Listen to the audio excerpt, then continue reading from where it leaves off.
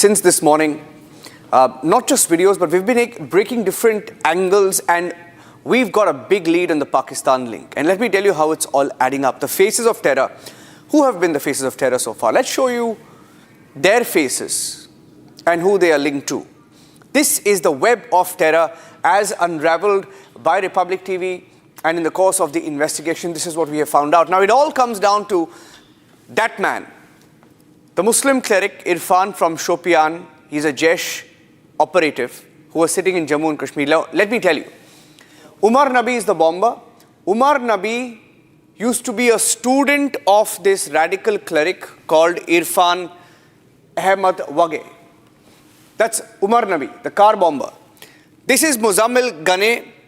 Muzammil Ghane was arrested. So Muzammil is in custody. Muzammil is a tough nut to crack. But what we know about Muzammil is also a student of this radical cleric, radical Maulvi called Maulvi Irfan Wage.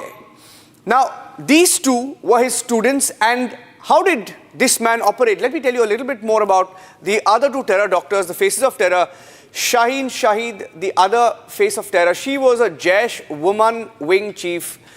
Jaish-e-Mohammed, the terror group, wanted a lady, a woman, to head their terror wing in India. And they chose Shaheen.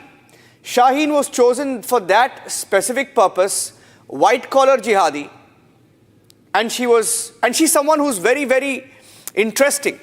She has been a doctor based in Lucknow, has worked in Saudi Arabia, has links in Pakistan as well.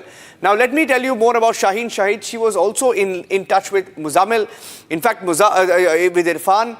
And Irfan seems to be the central node of, he was not just a radical cleric, but also a radical preacher, acting as a radical recruiter for the doctor module, the terror doctor module as it's being called now. And Adil Ahmed finally, who stockpiled the weapons and who was arrested from Saharanpur. Saharanpur is where most of the clerics are. It is seen as the hub of clerics, and many of them are now under scanner. Now, let me tell you one more thing. All of them are linked to him, and how this man operated, and we spoke to his wife yesterday. How he operated was, he's a class 5 dropout, first of all.